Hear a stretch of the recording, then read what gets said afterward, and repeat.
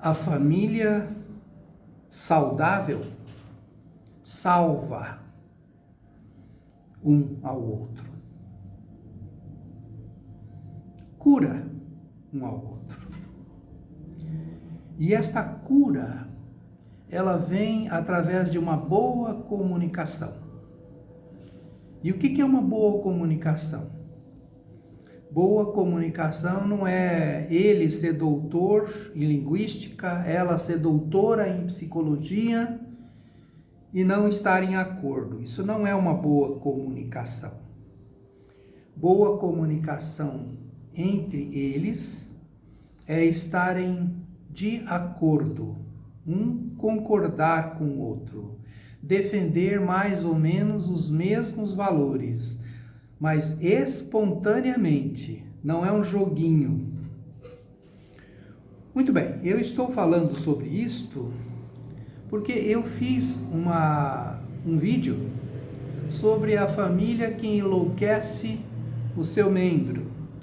Quando essa família que forma um grande sistema, um sistema que envolve os seus ancestrais, os seus descendentes, porque sistema não é só o que está acontecendo aqui agora, mas é o que vem no futuro, daqui a não sei quantos anos, talvez um século, e os que ficaram para trás, os nossos ancestrais, né? Dentro de uma proposta que eu disse para vocês sobre a questão da lealdade invisível, das lealdades invisíveis, inconscientes. Nós somos leais aos valores. Existe uma justiça, que eu acho que eu poderia usar essa palavra, é muito perigosa, né? Mas a justiça cósmica. Assim, não há nada que uma pessoa faça, e essa pessoa sempre vai pertencer a uma família, não há nada que ela faça nesse mundo que não vá ser pago, que não vá ser acertado, que não vá ser, de alguma forma, compensada no futuro. Isto é o que defende o Ivan Porcmany Nagy, um grande psicoterapeuta húngaro, né? Que influenciou, foi professor de muita gente importante e que revolucionou de alguma forma as psicoterapias familiares. E eu acho que ele contribuiu e acabou conformando o que faltava para ser feito nas psicoterapias sistêmicas, né? Então, quando a família é normal, ela salva e ela cura. E ela faz esse trabalho espontaneamente, da mesma forma como disse antes, em um sistema de transe. Ela induz um transe, mas é um transe que desta forma já é um transe positivo, né? E é interessante porque aí, na formação da família, antes nós falávamos, quando a família era negativa, adoecedora, enlouquecedora, nós falávamos dos acertos dos débitos existenciais. A família normal, ela deixa créditos existenciais, né? Então, eu posso dizer para vocês com toda a segurança que a família saudável, a saúde é nossa e é própria do ser humano. Mas a doença não, a doença vem depois, a doença vem dos nossos desvios, não é? Tem um livro aqui do João Carrido sobre o amor que nos faz bem. Tem também o amor que nos faz mal. O amor que nos faz bem constrói uma família normal. A família que faz mal, ela tem uma espécie de amor que faz mal. Que amor é esse que faz mal? É um amor, é uma família onde a comunicação não se desenvolveu. Eu sempre uso uma metáfora de um rio. Outro dia, sentado perto de um rio muito poluído, eu fiquei pensando como era esse rio, né? Veja você que interessante, porque as fontes de onde vem esse rio, de onde ele nasce, as fontes são perfeitas, elas são limpas, elas vão continuar sendo limpas, elas são puras, e elas se juntam e formam o rio. E aí a gente polui o rio, coloca as nossas porcarias nesse rio e ele é poluído, não é? Mas a origem continua limpa, as fontes continuam jogando a água limpa.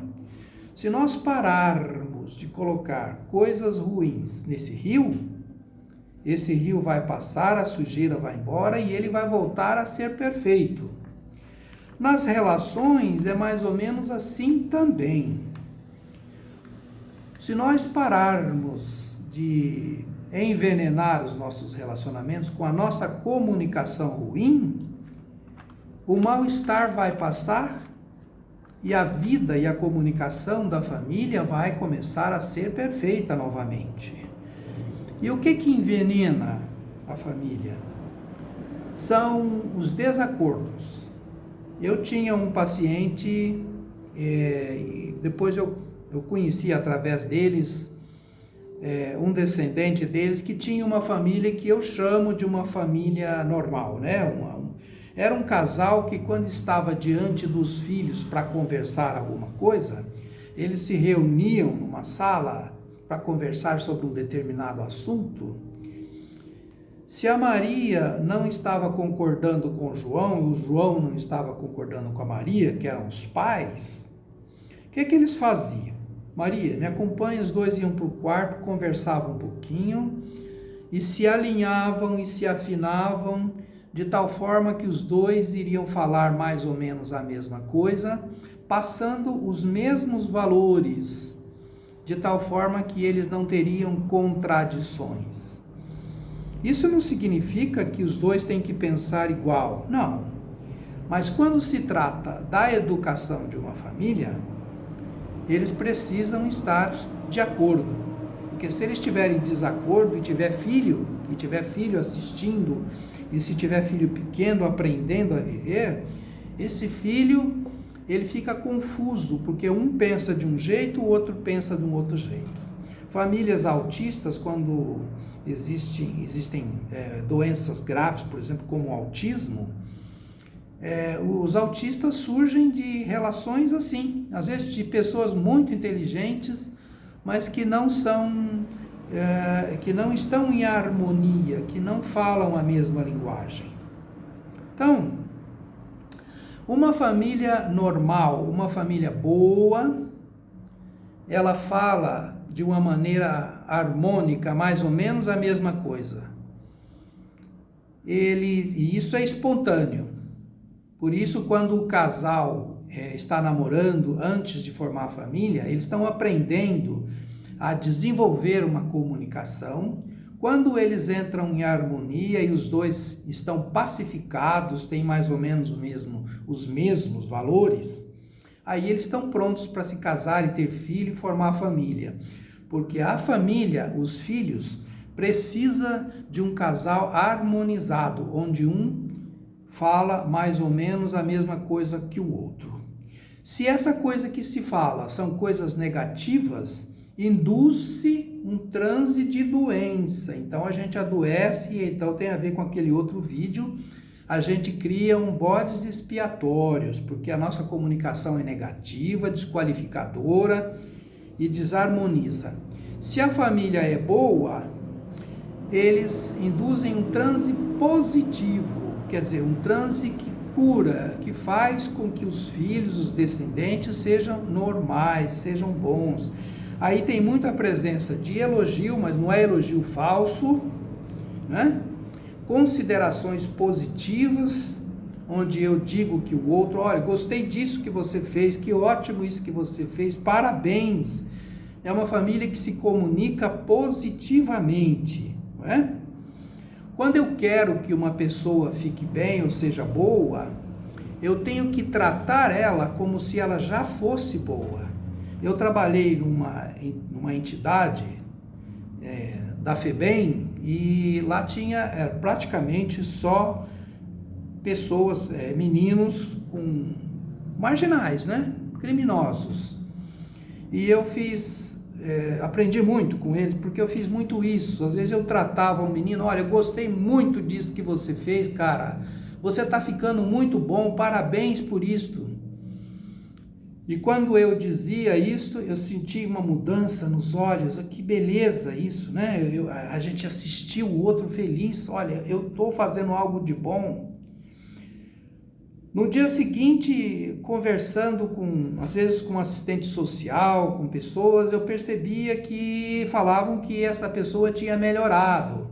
Porque quando eu trato uma pessoa como se ela já fosse boa, ela tem uma necessidade de se ajustar àquilo que eu disse, não é? Então eu disse que ela estava muito bem, muito embora isso não fosse muito real ainda, mas é uma consideração positiva.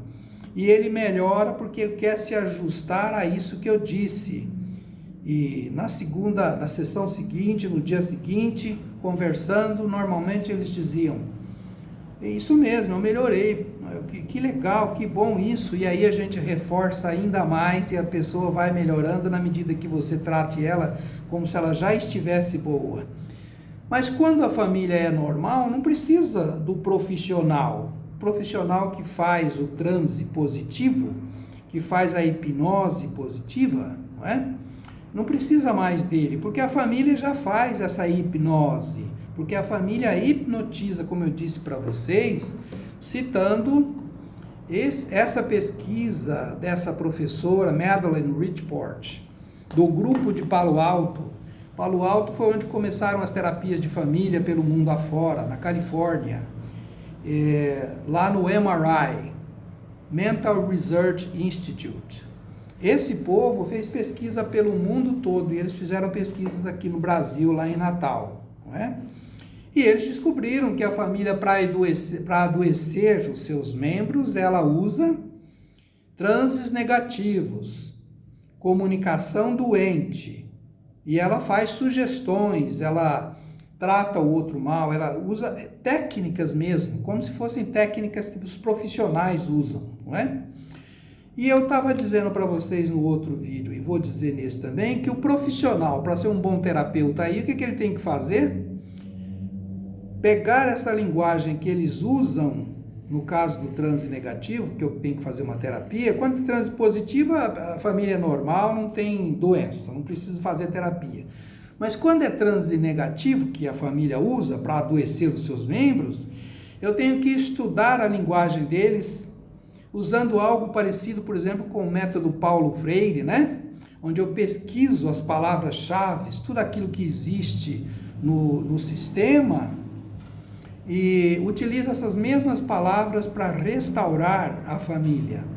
E aí eu tenho condição de fazer uma indução de transe ericksoniano, e a vantagem da hipnose ericksoniana é esta, né? Fazer uma psicoterapia cortada sob medida e usando a linguagem do próprio paciente, né? E finalmente eu queria falar para vocês o seguinte, né? Que como eu tinha dito numa outra oportunidade, muitas das nossas dores, nossos sofrimentos não são nossos. Agora, quando nós estamos em paz, quando nós vivemos bem, nós temos créditos que vieram dos nossos ancestrais, essa paz e essa saúde, esta é nossa, esta sim. Não é uma coisa necessariamente herdada, ou se é herdada, ela é mantida e construída pela família, não é? Gente, eu tenho que terminar, porque senão o vídeo fica muito longo, e vou retomar esse assunto, se for o caso, num breve futuro. Muito obrigado.